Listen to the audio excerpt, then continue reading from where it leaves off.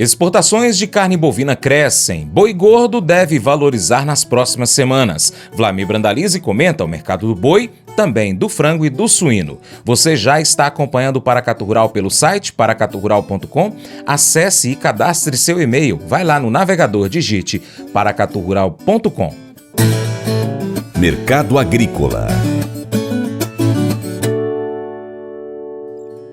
Embora apresentando ligeira desaceleração em relação ao fechamento de semanas anteriores, as exportações de carnes in natura mantêm bom ritmo anterior. Assim, pela média diária, os embarques de carne de frango acumulados nas 4 primeiras semanas de janeiro apresentaram avanço de 20% e os da carne suína, 14%. As duas também seguem registrando significativa evolução no preço médio. O melhor índice é o da carne suína, com alta de 12,31%, enquanto o preço da carne de frango registrou aumento de 8,22%. Até o fechamento do mês, os índices podem sofrer alterações importantes. As informações são do portal Suicide. Agora, o consultor Vlamir Brandalize analisa as exportações das carnes brasileiras ao longo das 4 primeiras semanas de janeiro. Ele destaca que os preços do boi devem começar a subir novamente no mercado interno. Isso porque os embarques voltaram a se intensificar, pressionando os preços domésticos para cima. Com relação ao mercado das carnes, temos aí indicativos que o boi deve começar a reagir já nos próximos dias, aí, porque já começa a acelerar na exportação. Segundo a CSEX, nas 3 primeiras semanas do mês de janeiro embarcou-se 143,3 mil toneladas de carne bovina. O ano passado foram 181.600, segue num ritmo acelerado, tudo indicando que temos fôlego aí para se aproximar e passar de 190 mil toneladas nesse mês de janeiro todo. Então, boi na exportação acelerado, mercado interno começando a dar sinais que pode voltar a reagir. Primeiros números da exportação desse mês de janeiro já contabilizam 722 milhões de dólares, ainda falta uma semana para fechar o mês. O boi segue forte na exportação. Mercado do frango também acelerado na exportação, já muito perto de bater o mês de janeiro todo ano passado. Nesse mês de janeiro, 349,3 mil toneladas embarcadas, faltando uma semana ainda para fechar o mês. O ano passado, janeiro todo, foram 375.700 e o frango já faturou 622 milhões de dólares nessas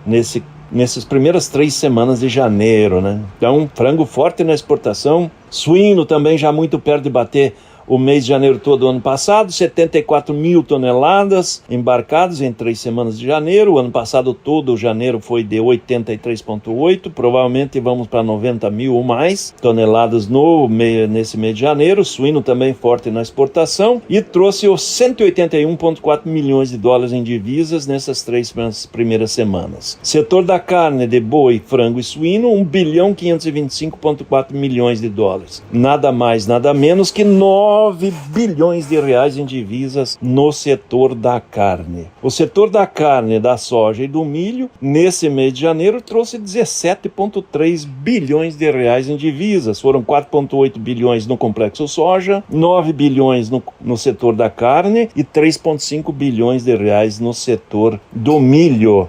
Se você quer ser uma pessoa feliz, precisa olhar para cada problema pelo ponto de vista de Deus.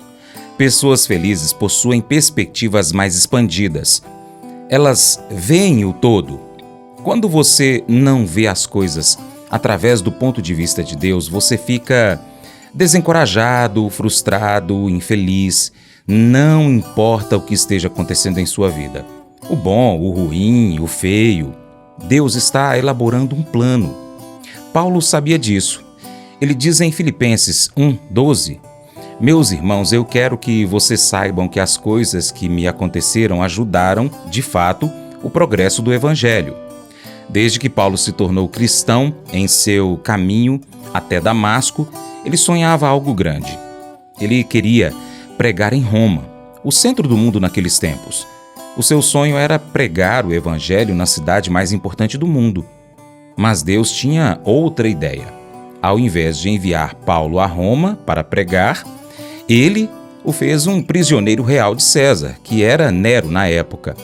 Nero era o mais perverso e maldoso possível. Como um prisioneiro real, Paulo, acorrentado às guardas reais 24 horas por dia por 2 anos, o guarda então era trocado a cada 4 horas. Ou seja, em 2 anos preso, ele pregou para 4.380 guardas. Quem é o verdadeiro prisioneiro aqui? Quem havia feito o público cativo? Esse não era o plano de Paulo, mas o de Deus, desde o início. Há 2 resultados desse plano que nós conhecemos com certeza. Filipenses 4 diz que, em 2 anos, alguns da própria família de Nero se tornaram crentes por conta do testemunho de Paulo na corte real em Roma. Além do mais, é difícil fazer alguém como Paulo parar. Na prisão, ele era forçado a permanecer calado e, como resultado disso, ele escreveu a maior parte do Novo Testamento. E eu imagino que deve ter tido maior impacto, A sua pregação no Coliseu, ou os livros que ele escreveu, como a Epístola aos Romanos, 1ª e 2ª Coríntios, Gálatas, Efésios, Filipenses, Colossenses. Esses 7 livros têm revelado Jesus a milhões de pessoas ao longo dos anos. Paulo sabia que Deus tinha um plano maior. E ele conseguia ser feliz porque via o que Deus estava fazendo através do seu problema. Sempre que você tiver um problema que está começando a lhe colocar para baixo, você precisa fazer o que Paulo fez. Aprender a vê-lo do ponto de vista de Deus. Pergunte assim: o que Deus está fazendo aqui? Qual é a situação como um todo? Qual é a perspectiva maior? Então você será capaz de enfrentar o problema com fé. Esse devocional faz parte do plano de estudos Hábitos de Felicidade do aplicativo biblia.com. Muito obrigado pela sua atenção, Deus te abençoe e até o próximo encontro. Tchau, tchau.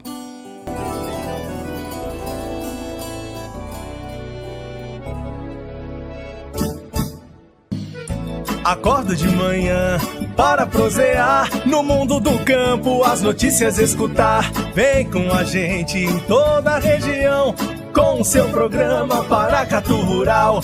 Tem notícias, informação e o mais importante, sua participação. Programa Paracatu Rural. Programa Paracatu Rural.